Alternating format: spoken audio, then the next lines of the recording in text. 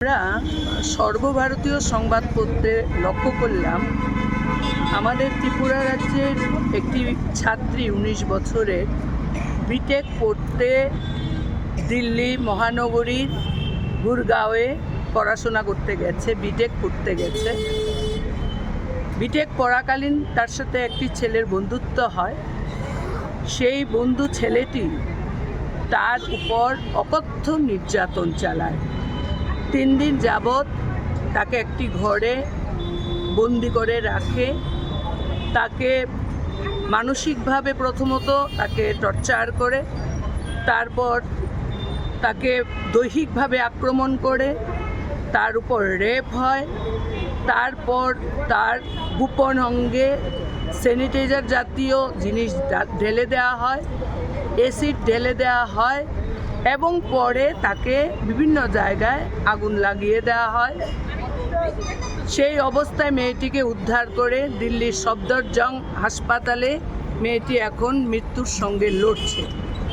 আমরা বিভিন্ন সূত্র থেকে জেনেছি মেয়েটির মা আমাদের রাজ্যের আরক্ষা দপ্তরে কাজ করেন। আমাদের ভারতবর্ষের নারীদের অবস্থা খুব খারাপ, নিরাপত্তাহীনতায় ভুগছে।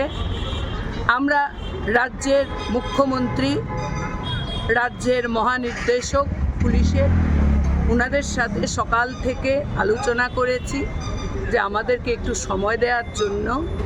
ওনারা বলেছেন যে চিঠি না দিলে পর ইত্যাদি ইত্যাদি বলেছেন, এখন হবে না। মুখ্যমন্ত্রী মোবাইল রিসিভ করেন না, ওনার অফিস থেকে জানানো হয়েছে।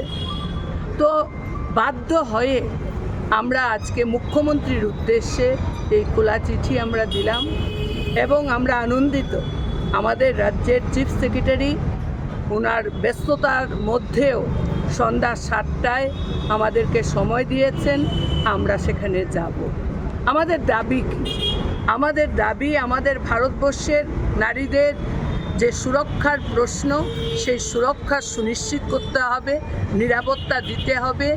যে ক্ষতিগ্রস্ত মেয়েটি, যে জীবন শুরুই হয়নি, তার সমস্ত চিকিৎসার দায়িত্ব সরকারকে বহন করতে হবে এবং অপরাধীর কঠোর থেকে কঠোরতম শাস্তি প্রদান সেখানে করতে হবে।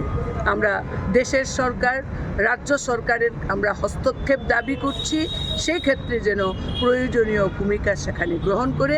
তার জন্যই আমরা আজকের এই খোলা চিঠি স্বল্প সময়ে আমরা এখানে পাঠালাম সরকারকে।